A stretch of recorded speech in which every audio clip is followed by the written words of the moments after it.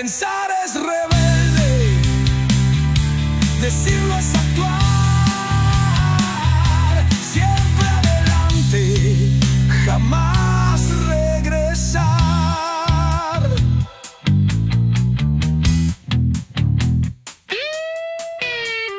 Tendrá esfuerzo, mérito, trabajo, producto y poder individual. Y poder individual.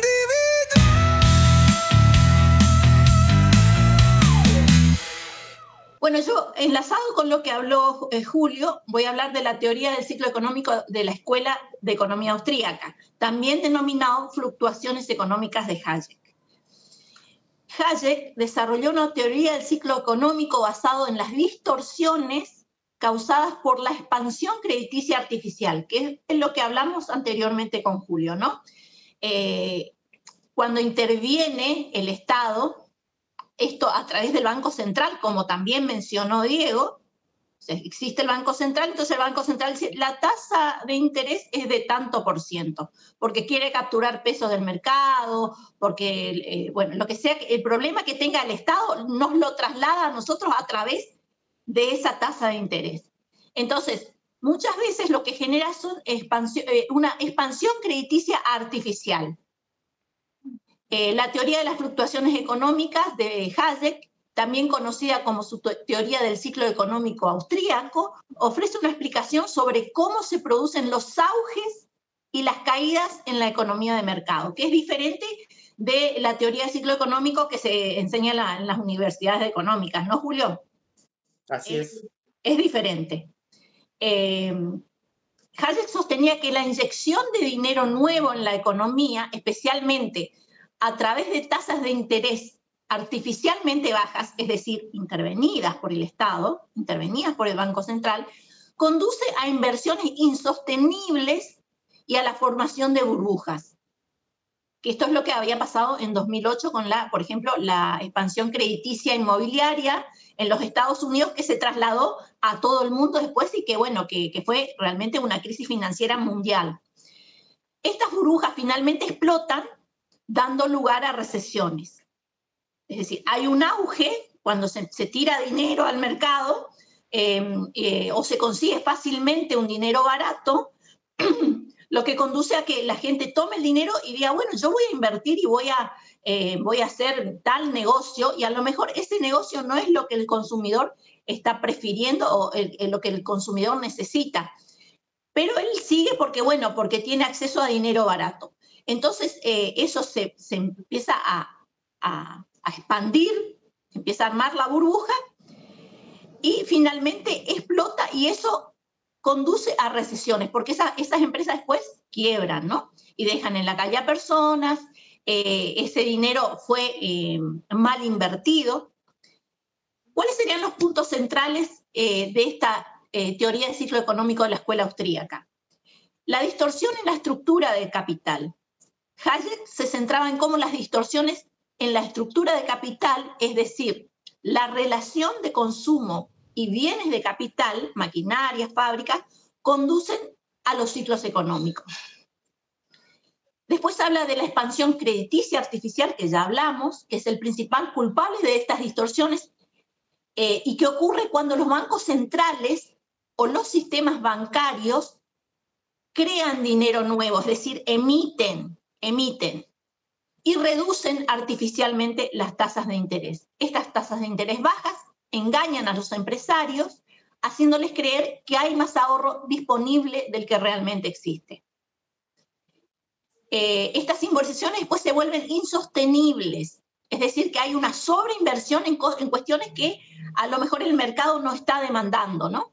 Y como resultado, los empresarios invierten en proyectos a largo plazo que no son sostenibles con los recursos reales de la economía. Toda esta cuestión artificial creada, digamos, no es lo real, no es lo que está pasando realmente en la economía, no son los recursos que realmente existen en la economía. Se produce una sobreinversión en bienes de capital, que es lo que dijimos. Hay empresarios que empiezan en aventuras, digamos, empresarias, en donde están invirtiendo en maquinaria o en insumos que realmente la economía real no está demandando. mientras que la demanda de bienes de consumo no aumenta en la misma proporción en esa área. Esto lo que lleva es a una recesión, que es un ajuste doloroso.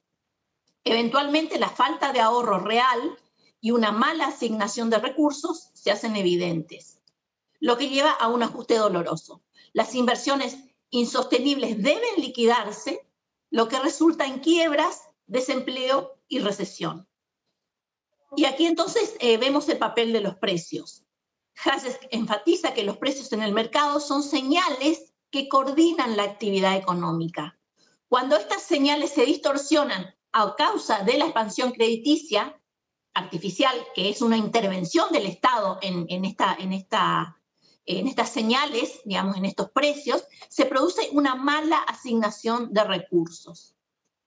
Por eso siempre Javier Milei, por ejemplo, enfatiza que siempre que interviene el Estado, siempre genera una distorsión, siempre hace que se corte esa información que se da naturalmente entre oferta y demanda, ¿no? Hay que dejar que el mercado sea el que asigne o el que diga a dónde hay que poner el ahorro que existe o a dónde hay que invertir. Entonces, ¿cuáles serían las implicaciones de esta teoría del ciclo económico austríaco?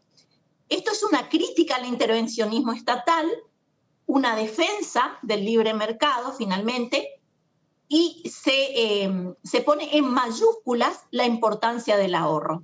Destaca la importancia del ahorro real como base para la inversión sostenible y el crecimiento económico. Bueno, esto sería, en breves palabras, digamos, la definición de la teoría del ciclo económico austríaco o de las fluctuaciones económicas de Hayek. Bien, ¿alguno quiere acotar alguna cuestión? ¿Quiere decir algo? Sí, de hecho, sí, como para hacer y no caer en lo repetitivo, sí. La escuela austríaca, con estos pensadores, estos economistas que dieron paso a esta corriente, ellos siempre abogan por la libre, la economía libre, que el mercado sea libre. Y por eso la crítica de los pensadores por ejemplo, a los bancos centrales, porque son los que intervienen en esto que debe ser libre. Cuando emite dinero para decir en esta actividad vamos a ponerla porque necesitamos que el agro, por ejemplo, porque creemos nosotros desde un sillón que tiene que crecer más y ponemos plata ahí, pero en realidad el mercado no está eligiendo eso, por eso también que le está yendo como le está yendo. El mercado está quizá necesitando otra cosa. Entonces, ¿el mercado quiénes somos? Somos nosotros el mercado. Sí, o sea, sí. Nuestras decisiones individuales es lo que forma... Las decisiones individuales de todos nosotros conforman el mercado, por supuesto. Siempre quieren decir el mercado como no sé, o el capitalismo. No solo abstracto, sino como que hay una mano de una élite que se puede individualizar y que son ellos los que manejan las cuestiones, etcétera. Cuando en realidad todos nosotros conformamos el mercado del que tanto se habla, ¿no? O sea, son las decisiones de todos nosotros coordinadas con las cuales enviamos información a través de los precios que nosotros aceptamos como consumidores. Que son acuerdos de voluntades. Claro, todas las voluntades consensuadas además. Acá nadie obliga a nadie a comprar algo o a vender algo. Por eso también hablamos del libre mercado, ¿no? Un mercado intervenido ya no es un mercado libre.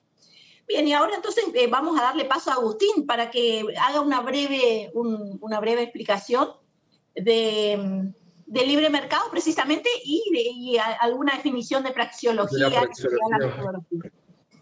Sí, Agustín, adelante. Bueno, como dije anteriormente, hoy vamos a hablar de dos conceptos clave dentro del pensamiento liberal y la escuela austríaca de economía, que son por un lado el libre mercado y por el otro la praxeología. Y entender estos dos principios nos permite comprender por qué la intervención estatal muchas veces genera más problemas de los que pretende solucionar, ¿no? Y bueno, empezando con el libre mercado, si se preguntan qué es, básicamente es un sistema económico donde las decisiones sobre la producción, el consumo y los precios dependen de la intervención voluntaria entre individuos y empresas. Y acá no hay una coacción externa, es decir, no hay un político diciendo qué se debe producir o a qué precio. Y por ahí para mencionar algunas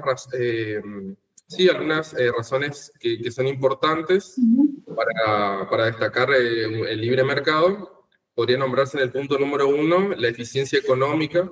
Los precios funcionan como señales de información que indican a dónde se deben dirigir los recursos, básicamente.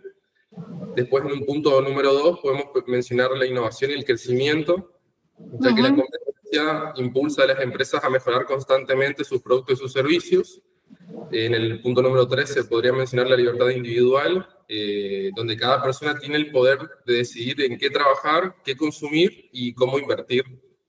Después se podría mencionar también la reducción de la pobreza, porque la historia y la evidencia empírica demostró que los países con mayor libertad económica han crecido más rápido y han mejorado el nivel de la vida de sus habitantes.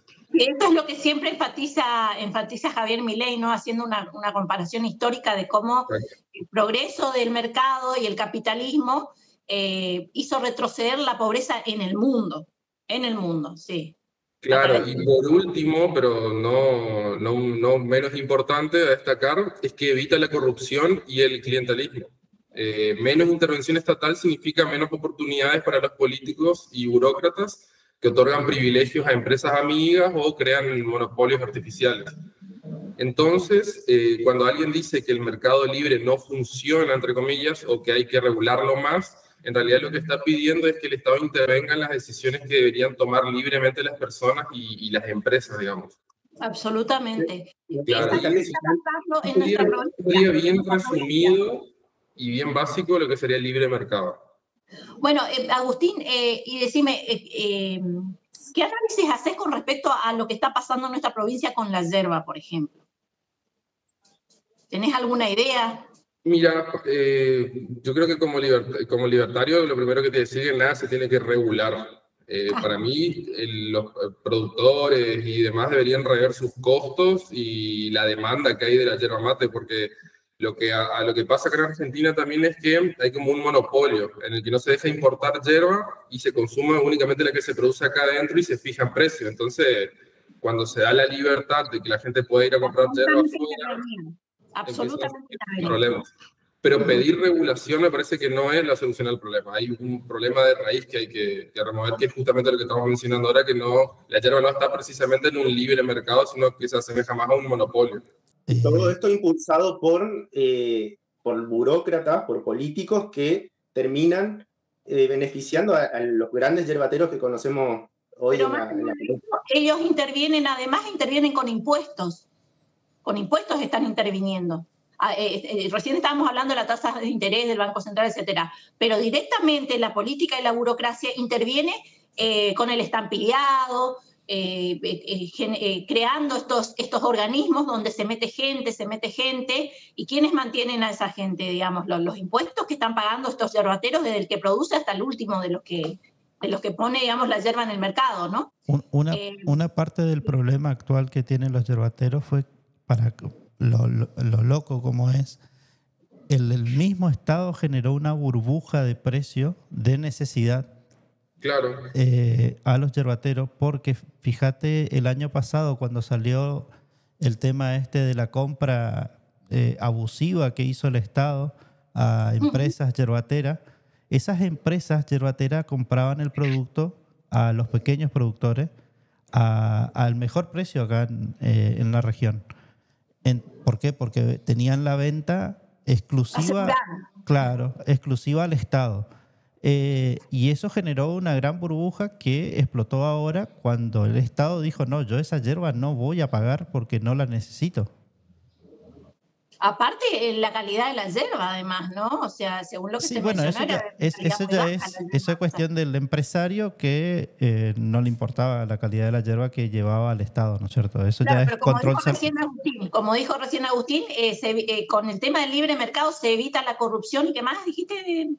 ¿Dijiste, Agustín? Sí, o sea, dentro de los puntos que destaqué, uno era que evita la corrupción y el clientelismo, porque, Claro. o sea, es menos intervención estatal, lo que significa que hay menos oportunidades para los políticos y los burócratas de otorgar privilegios para sus amigos. Absolutamente, que es lo que suele pasar, además, siempre que interviene el Estado, porque el Estado no es que le da oportunidad a todas las empresas existentes, sino a aquellas con las que a lo mejor los funcionarios de turno pueden hacer algún arreglo o que le permiten de repente meter impuestos o cuestiones así de donde ellos también puedan recaudar. O sea, es un negocio permanente. Entonces, como se decía recién, un montón de burócratas que no saben cómo se produce algo, no saben el esfuerzo que lleva además, son los que vienen y se meten a opinar o a establecer precios fijos o laudos o lo que sea, ¿no? Sería bueno que nuestros productores entiendan eso, más allá que nosotros como libertarios también entendemos la necesidad, y ahí entra la ética de la emergencia de Ayn Rand, ¿no? En donde de repente este estado de cosas a las que llevaron los políticos a los productores es una emergencia en donde no pueden venir a decir ahora de repente los nuevos que están, decir, bueno, planten otra cosa. En el interior se mueren de hambre, ¿no? Entonces habría que buscar alguna solución intermedia para que los productores vayan saliendo de ese estado de clientelismo, de dependencia del Estado hacia el libre mercado. Pero eso también tiene que ver con la batalla cultural, con que ellos entiendan por qué nosotros defendemos esto del libre mercado, con que hay que tender hacia eso, si bien actualmente no se puede pasar de una situación absolutamente socialista a una liberal, ¿no? Entonces, bueno, esto del libre mercado explica por qué nosotros defendemos tan vehementemente todo el tiempo que el Estado no intervenga en la fijación de precios, ni con excesivas regulaciones, ni con excesivos impuestos. Claro, porque normalmente cuando surgen los fallos de mercados, entre comillas, que mencionan ellos, es justamente cuando un mercado está intervenido. Claro, dicen los libertarios, los teóricos libertarios dicen que los fallos de mercado no existen. Eso lo dicen más bien los liberales clásicos. Los liberales clásicos hablan de los fallos de mercado. Entonces, eso le da la excusa para intervenir en la economía. O sea, los liberales clásicos no son tan libres, digamos, porque si ellos ven y dicen, no, acá hay que intervenir porque hay un fallo de mercado. El presidente menciona muy de seguido en sus discursos eso, de que si el modelo no mapea con la realidad, se enojan con la realidad en vez de cambiar el modelo. De pensar a ver cómo se puede hacer o cómo se puede diversificar o qué mercados nuevos se pueden abrir, porque yo por ahí pensaba, ¿no? Con este tema de las fronteras cerradas y de que no podemos exportar libremente, etcétera, se podría vender yerba a todo el mundo. Actualmente está siendo muy conocida la yerba, y especialmente, por ejemplo, por la selección de fútbol, los países de Medio Oriente, etcétera. Nosotros tendríamos que tener escasez ya de yerba de tanto que exportamos acá en Misiones. Pero si tenemos una aduana interna, una aduana paralela, imagínense si vamos a exportar así nomás y todos van a exportar. También hay una cuestión que tiene que ver con la organización de los pequeños productores. Los pequeños productores están esperando a alguien que los salve. Cuando ellos mismos tienen que decir, bueno, salvémonos entre nosotros, hagamos una asociación y entonces le podemos competir a los grandes productores porque somos muchos y llevamos toda nuestra producción ahí. Entonces esa cooperativa o esa asociación puede funcionar como una empresa exportadora, etcétera, ¿no?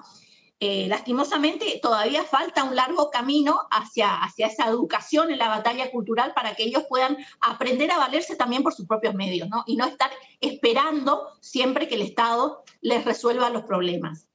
Y esto lo digo sin ánimo de ofender a nadie porque yo entiendo que es un trabajo sacrificado el del productor, pero bueno, hay que empezar a pensar de otra forma. ¿De qué manera se piensa, con qué nuevas ideas nosotros podemos salir de este estado en el que actualmente se encuentra la industria yerbatera? Bueno, y aparte, perdón Agustín que te interrumpa, y aparte es O sea, yo entiendo, o sea, es sin ánimos de ofender y aparte hay que pensar que estamos décadas con este chip de que papá Estado te cuida. O sea, es complicado salir, a veces uno cae por ahí en ideas. Yo misma como libertaria que también estoy aprendiendo mucho sobre toda la teoría y lo que se propone, por ahí a veces uno cae en pensar cómo resuelvo algo de la cotidianeidad y a veces uno cae en decir, bueno, pero si el Estado y no, hay que empezar a pensar de otra forma. Entenderse de eso, claro, Claro. a generar nuevas ideas, pero ideas que tengan que ver más con el mercado en este caso, ¿no? Sí, Absolutamente. perdón, Agustín. No, yo lo único que quería, lo que justo iba a mencionar, es que acá en Misiones justamente el Estado asiste de forma muy llamativa a los productores, hasta incluso lo de bioinsumos. O sea, normalmente un productor o un empresario no actúa de bebé en que el Estado le tiene que estar cuidando, sino que es el que más arriesga, también puede ser el que más gana, pero es el que más corre riesgos. O sea, claro, es muy raro. Ahorros, el que pone sus ahorros, Lógico. no es que está especulando con que el Estado le dé un subsidio. Claro, Ese le es da el verdadero subsidios, empresario. le da insumos y encima le fija los precios, o sea, ya es como mucho ya. Aparte, otra cosa, si el empresario, el real empresario arriesga, pone sus ahorros, etcétera, si gana después se vuelve multimillonario, en buena hora, se lo merece, porque está ofreciendo a la sociedad bienes de mejor precio y mejor calidad. Por eso es exitoso, digamos, ¿no? Sin embargo, acá todo tiene que ver con subsidios a las empresas, con intervención. Y déjame agregar algo más. Déjame agregar algo más porque, por ejemplo, acá en Campo Viera conozco muchos productores, desde los pequeños a los más grandes de té y yerba. Y los que son más grandes y más ricos, entre comillas, o producen más, normalmente están más cerca de los políticos, o son amigos de los políticos o los burócratas de turno. Entonces, por ejemplo, lo que pasa a los productores chicos es que van a vender su yerba al único secadero de la zona que normalmente le pone un precio y no le queda otra que ir a vendérselo a él. Entonces, se ven obligados a convalidar también esos precios, porque si los productores pequeños se pondrían de acuerdo, como decís vos, no convalidan ese precio y inevitablemente va a tener que subir. Por supuesto. Bueno, estas son algunas ideas entonces que le acercamos a nuestros comprovincianos yerbateros, quizás les sirvan, y es parte de la batalla cultural que damos como libertarios, ¿no? Bueno, ahora va a seguir Julio entonces con un breve resumen de quién es Karl Menger y Eugene von Baaber y su obra. Bueno, ¿cuáles fueron los conceptos introducidos por ellos? Sí. Lo mencionamos al principio de esto, que fue básicamente el padre de la economía austríaca, de la escuela esta. Él nació en el Imperio Austrohúngaro y se formó en Derecho y Economía, en esas dos ramas. De Menger estás hablando, ¿no? Menger. De Karl Menger. Sí. Sí, él nació en 1840 y termina su vida en 1921. Él fue también periodista económico y luego profesor en Viena. Publicó su obra cumbre, que fue el que nombramos al principio, Principio de Economía Política. Él marcó el nacimiento de la escuela austriaca. Sus ideas surgieron en Europa, que estaba pasando de una economía agraria tradicional a una economía industrial. ¿Cómo se llama? En Europa, digamos. Menger también aportó la teoría del valor subjetivo en ese contexto ya de cambio. Ya hablamos, sí. Claro, que lo mencionamos. Esto es una breve reseña de su obra, de su vida y obra, digamos.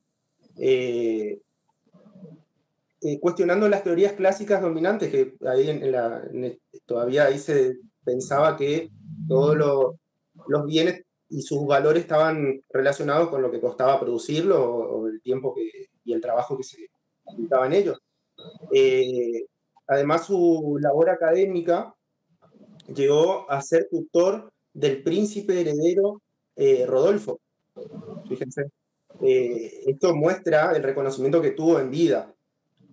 También protagonizó un famoso debate académico llamado la Batalla de los Métodos, enfrentándose a economistas alemanes que defendían un enfoque histórico, mientras él sostenía que la economía debía basarse en leyes universales deducidas de la acción individual. Todo lo que venimos hablando, él fue el impulsor. Él se retiró de la docencia en 1903 y, bueno, fallece, como dijimos, en 1921.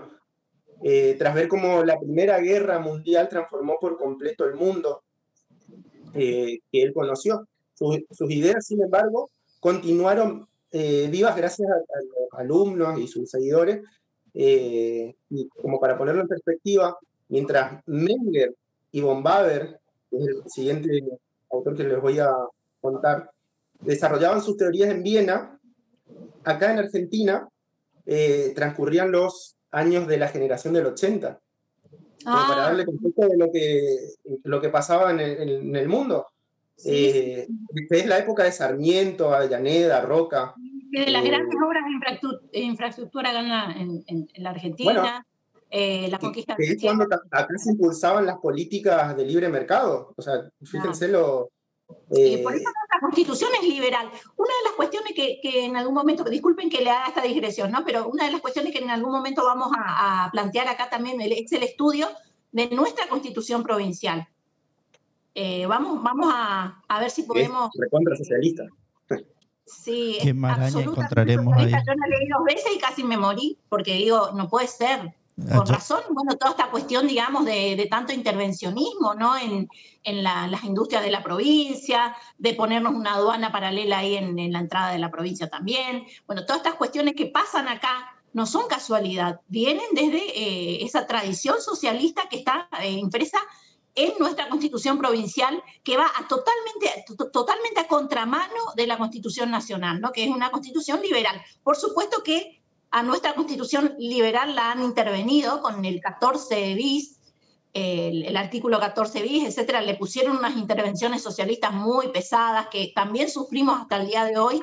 Pero bueno, en algún momento vamos a ver si podemos estudiar un poco la constitución provincial artículo por artículo. La vamos a desmenuzar acá y vamos a hacer algún análisis sobre eso. Y si la constitución provincial no alcanza, los organigramas municipales también tienen un montón de cosas socialistas. Las cartas orgánicas. Las cartas orgánicas de los municipios son un copy-paste, digamos, un copy-paste de la constitución provincial. Uh-huh. Sí. Claro. Se van copiando y pegando en los diferentes municipios. Obviamente que lo vamos a ver después también si hace falta, tenemos programa para rato, digamos. Si vamos a analizar cada una de las cartas orgánicas, vamos a analizar la constitución provincial y después también podemos hacer algún estudio general de la constitución nacional respecto a la defensa de la vida, la propiedad y la libertad, ¿no? Bien, es, bueno, para terminar, Julio, ¿decías? Sí, bueno, ahí quería marcar nada más que en ambos lados del mundo, en Argentina y en Europa, bueno, el liberalismo económico mostraba sus frutos, obviamente que con realidades totalmente diferentes. Eugene von Baber fue parte de esta escuela y alumno de Menger. Él nace en el 1851 y termina su vida en 1914. Fíjense los años en los cuales estas personas ya pensaban en cómo mejorar la economía con lo que existía. A través de la libertad, ¿no? A través de la libertad. Bueno, como le decía, él fue alumno de Menger y destacó tanto en el plano teórico como en el aplicado. En la década de 1880 publicó El Capital e Interés, de lo que estuvimos hablando nosotros anteriormente. Una obra en la que analizó profundamente las teorías del capital y explicó el fenómeno de la tasa de interés, sentando entonces las bases de lo que discutimos sobre la utilidad del capital y la preferencia temporal.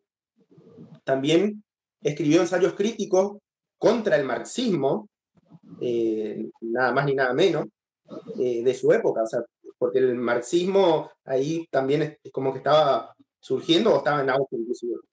Él refutaba de que el beneficio del capital provenga de explotar al trabajador, que es lo que venden estos de izquierda y todo el socialismo. En cambio, él argumentó que la ganancia es el resultado de aportar capital y esperar a que la producción dé frutos. Claro. Von Baber no se quedó solo en la academia, sirvió como ministro de Finanzas en Austria, donde él era, en varios periodos, por ejemplo, entre 1895 y 1904. Desde ese puesto, él implementó varios de sus principios. Defendió mantener el presupuesto equilibrado y el dinero respaldado en oro, oponiéndose a las presiones para gastar sin control, que era lo que estaba de moda, digamos. Bueno, eso siempre fue así, me parece, digamos, desde que existe el Estado, siempre la tentación de gastar sin control y de quedarse sin reservas y de emitir dinero falso y todo eso siempre estuvo, ¿no? Bueno, y se cuenta incluso que llegado a un punto, von Baber prefirió renunciar a sus puestos y al puesto que él tenía, antes que permitir políticas fiscales irresponsables que comprometieran la estabilidad económica del imperio, mostrando entonces una integridad poco común. O sea, era difícil encontrar políticos que no cedan a las presiones de los demás políticos para gastar, porque terminan siendo todos amigos y dicen, bueno, vamos a gastar, por más que uno te guste, bueno, sí, nos repartimos, bueno, sus políticas fueron exitosas en mantener la estabilidad. Nos recuerdan los debates actuales en Argentina sobre la importancia de no emitir dinero sin respaldo y contener el déficit para evitar la inflación. Así que bueno, nos podemos, justo él fallece, termina en el 1914, él fallece justo cuando iniciaba la Primera Guerra Mundial. Esto también es como para dar un contexto de cuándo pasaba todo esto, digamos.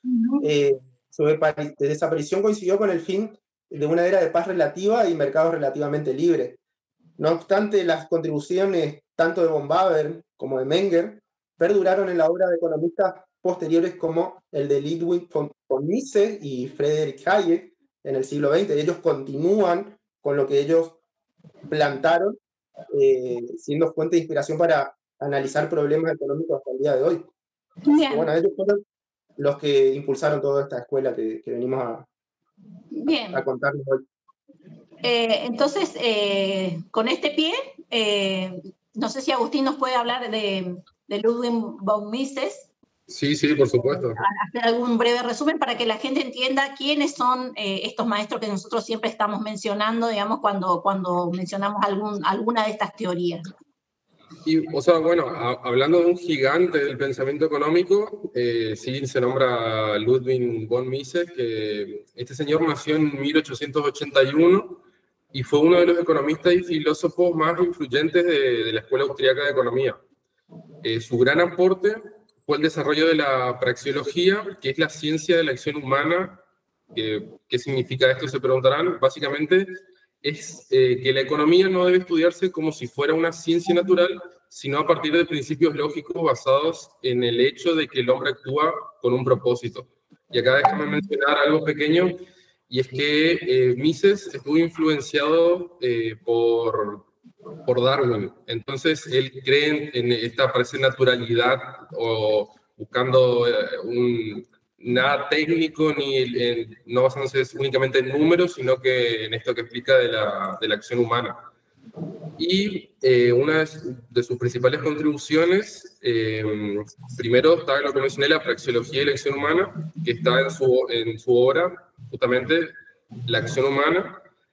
Mises plantea en esta obra que debe analizarse desde la lógica de la acción individual en lugar de depender de modelos matemáticos o estadísticos sin contexto.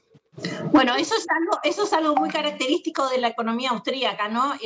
No en el caso de Hayek, pero sí en el caso de los anteriores, el tema de que no hacen modelos matemáticos para explicar la economía, sino lo hablan más bien desde como una ciencia social.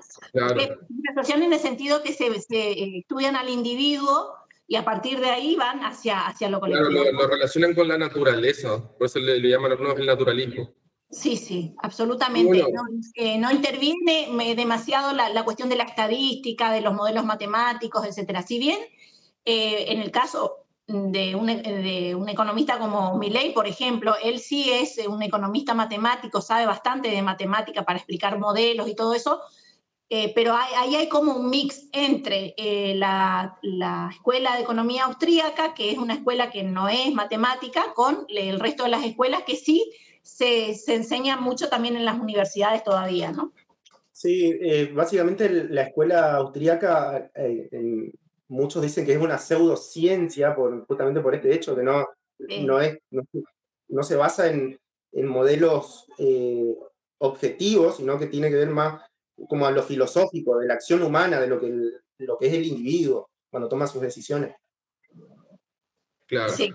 Y bueno, y segundo, hablando de los aportes o las contribuciones de Mises, se puede mencionar su crítica al socialismo, que es muy importante en su obra El cálculo económico en el sistema socialista, que es mega, o sea, lo han escuchado muchas veces a Milei decir que los socialistas ellos quieren calcular toda la economía y eso es imposible, y acá es donde se explica eso en esta obra de Mises, que demuestra por qué el socialismo fracasa.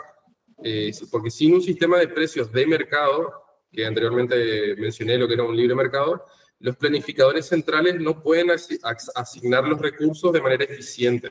O sea, no hay incentivos ni información real sobre escasez o el valor de los bienes. Entonces, siempre fallan cuando quieren hacer esto de quitarle a alguien y dárselo a alguien o sacar de un sector para ponerlo en otro. En realidad el mercado se autorregula, o sea, ese es el fin de un mercado libre, que se autorregula a sí mismo, no que haya un regulador o un sabelotodo que es el que calcula los precios, calcula esto, calcula lo otro, ¿no? Sino que por eso se dice que son señales de información estos precios. Claro, que como dice Javier Milei, para poder calcular todo eso, tenés que ser Dios. Claro. Sí. Y bueno, en tercer lugar, como hablando de sus aportes también, se puede hablar de su teoría del dinero y el crédito. Acá Mises explica que la inflación no es más que la expansión artificial del dinero por parte del Estado, que eso también ustedes estaban comentando anteriormente, sí. Lo que distorsiona los precios y genera burbujas económicas. Eso fue uno de sus aportes. Y en cuarto lugar, el ciclo económico austriaco, que es una teoría que desarrolló junto a Hayek. Esta explica cómo la manipulación de las tasas de interés por parte de los gobiernos genera expansiones artificiales, seguida de crisis y recesiones. Algo que hemos visto una y otra vez a lo largo de la historia argentina, por ejemplo. Y finalmente, creo que es lo más importante en sus aportes, que es la defensa del libre mercado. Para Mises, el capitalismo y la propiedad privada son la base del progreso económico y la libertad individual, que básicamente siempre es lo que Javier Milei expone. Y bueno, su legado básicamente es enorme, influenció en economistas como Hayek, como Rothbard, y su pensamiento sigue siendo una referencia fundamental para quienes defienden la libertad económica frente al intervencionismo y el socialismo.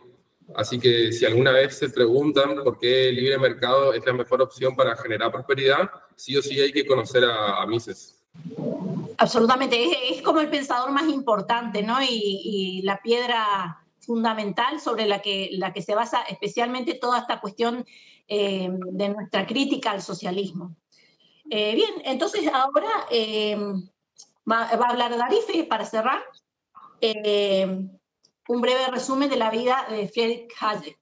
Sí, para hacer una breve también reseña, Friedrich Hayek, sí, nació en 1899 en Viena y falleció en 1992 en Fribourg. Es más contemporáneo, sí, si nos fijamos en los años de vida. ¿Sí? Fue fue un economista y filósofo también, justamente que estaban hablando de la diferencia entre quien se enfocaba más en las ciencias naturales y después las ciencias sociales. Él se destacó por defender la libertad individual y el libre mercado. Una de sus obras más reconocidas se llama El camino de la servidumbre, que si no me equivoco se publicó en 1944.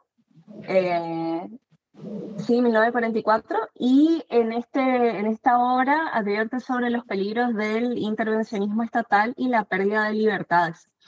Hayek, por ejemplo, se puede mencionar como un hito en su vida que recibió el Premio Nobel de Economía en 1974. Y sus ideas han influenciado profundamente el pensamiento liberal a nivel mundial. De esta forma, él quería mostrar que el orden social surge de la interacción espontánea de los individuos.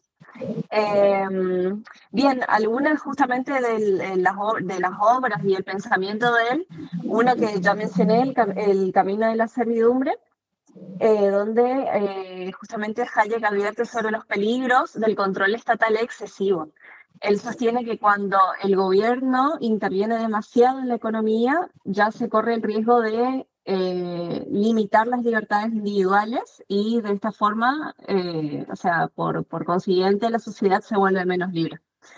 Sí, un ejemplo extremo, digamos, fue todo lo que pasó en la pandemia, por ejemplo, ¿no? Claro. Del camino de servidumbre. Yo creo que eso fue además lo que motivó a los libertarios a salir a la cancha, ¿no? En ese momento que era extremadamente avasallante el Estado sobre nuestras vidas, sobre lo que hacíamos, si trabajábamos, si estudiábamos, que nos vacunaban obligatoriamente, etcétera. Toda una serie de cuestiones que pasamos que fueron realmente muy, muy, muy densas, muy pesadas, ¿no? Sí, que en sí lo usaron para, después nos enteramos, sí, después nos enteramos que era totalmente político, porque garpaba, como decían, el extender la cuarentena. No, fue horrible esa... Guzmán salió a decir que eso era lo que en las encuestas los elevaba a ellos, entonces sigamos encerrados. Y le daba la excusa además para coaccionar a las personas autoritariamente. Yo estuve leyendo una lista de toda la gente que se desapareció, que murió en las comisarías, que fueron levantados de la calle, que le pegaron, le hicieron de todo, que es una lista larguísima de gente en todas las provincias en donde la policía, cuando estaban por la calle porque salían del trabajo o alguna cuestión o salieron a caminar o lo que sea que hayan hecho, eso le daba el pie para que ellos pudieran ejercer una brutal represión. Y de eso, por ejemplo, no se habló durante el gobierno de Alberto, y ahora tampoco no se habla. O sea, sería bueno también, en algún momento podría ser una revisión de esa cuarentena cavernícola, como le dice Javier Milei, ¿no? Que fue durante tantos meses, el motivo por la que quebró tanta gente, que se quedó sin trabajo, que los chicos tienen traumas hasta el día de hoy. O sea, fue realmente algo que nos hizo demasiado daño y por lo que nadie está pagando las consecuencias, digamos, ¿no? Sí, a nivel educativo, te digo, desde mi lado como docente, yo recuerdo perfectamente que yo en años de ese 2020 yo me recibí y en 2021 se volvió a eso de que encima por burbujas. Era primero una semana una burbuja de alumnos y después otra. Se perdió totalmente lo que era la interacción social, se perdió la capacidad de retención de información, porque los chicos quedaban el año anterior, como fue todo totalmente virtual, se perdió ese contacto con el docente, los chicos no podían comprender ni siquiera las consignas más básicas, y bueno, y así también venimos en decadencia en la educación, pero eso fue... las pantallas también, ¿no? Fue catastrófico ese año, sí, se fueron arrastrando todas esas consecuencias. Y bueno, Camino de Servidumbre es una de las obras, y la otra es Derecho, Legislación y Libertad, donde Hayek desarrolla la idea de que la sociedad se organiza a partir de normas emergentes y no solo de leyes impuestas. Entonces se resalta la importancia de un marco legal que permita la libertad de acción sin caer en arbitrariedades. En sí, los principales aportes de Hayek, hay uno que menciona mucho el presidente, que me causa gracia porque creo que sacaron un meme de eso, que es el orden espontáneo. Sí. Hayek argumenta que en una sociedad libre el orden surge de la interacción de individuos que actúan justamente según sus intereses, que es lo que yo mencionaba al principio del programa. Y este orden espontáneo en sí es el fundamento de mercados eficientes y sociedades más dinámicas. Y la otra idea principal como aporte fundamental es la función de la información en el mercado. Según Hayek, los precios son señales que comunican información crucial sobre la oferta y la demanda. Entonces, esta información permite coordinar la economía sin necesidad de una planificación centralizada. Y bueno, básicamente sí, eso es lo que propone Hayek. Y además de su ardua lucha en contra del socialismo, ¿no? Eso también es algo que hay que destacar de Hayek también, ¿no? Bien, entonces, hasta aquí llegamos en nuestra primera entrega, en 2 partes que vamos a hacer de la Escuela de Economía Austríaca. Después vamos a tratar de profundizar cada uno de estos conceptos que se han lanzado ahora en forma general. Así que tengo que agradecer a Darife, a Julio, a Agustín y a Diego por haber estado aquí con nosotros, entre todos. Un placer. La verdad que fue muy lindo, muy productivo esto. Me parece que todos aprendimos mucho además, porque uno aprende de los otros siempre. Y escuchando a los otros se da cuenta de cosas que a lo mejor uno leyendo no se dio cuenta. Eso pasa mucho, a mí me pasa mucho. Siempre que escucho a alguien que dice algo interesante, aunque yo sepa el tema, digo, pero esa arista del tema no lo había considerado, no lo había visto tan claro como ahora que lo dice el fulano o la mengana. Bueno, eso está pasando también acá y espero que le pase a la gente que está viendo este programa, ¿no? Y nuestra humilde contribución a la causa libertaria es esta. La de profundizar estas tan mentadas ideas de la libertad que al final terminan siendo como un eslogan y queremos que aquellos que realmente adhieran a estas ideas se consideren libertarios. El resto tiene que revisar su sistema de valores, digamos, ¿no? O sus ideas. Así que bueno, hasta acá llegamos. Muy buenas tardes, noches, días, depende de la hora en el que nos estén visualizando. Los invitamos a los siguientes programas que vamos a seguir lanzando durante todas estas semanas hasta fin de año. Así que muchas gracias, Diego, muchas gracias, La Fragata, y los esperamos para los próximos programas. Bueno, saludos a todos. Chao, chao. Rompiendo cadenas, despertando la razón. Las ideas resuenan con fuerza y pasión. Del pasado al presente, un eco inmortal. Principios que guían la senda liberal. Autores y corrientes, historias sin fin, debate y razón, buscando el porvenir. El mercado nos guía. Libertad, libertad, la voz que no calla. Ideas que encienden el fuego y estallan. Pensamiento crítico, fuerza y verdad en cada palabra, justicia y moral. El Estado oprime,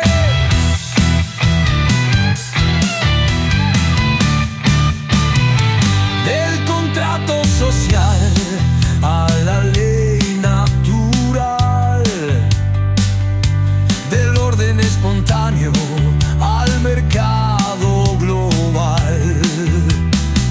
Mises y Hayek, Bastiat y Rand, unidos en lucha por la libertad, apela palabra, justicia y moral.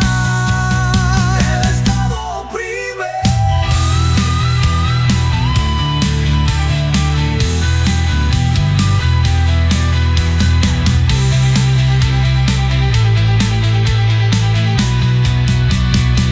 Del contrato social a la ley natural,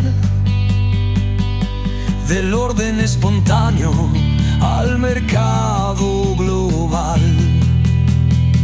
Mises y Hayek, Bastiat y Rand, unidos en lucha por la libertad, romper las cadenas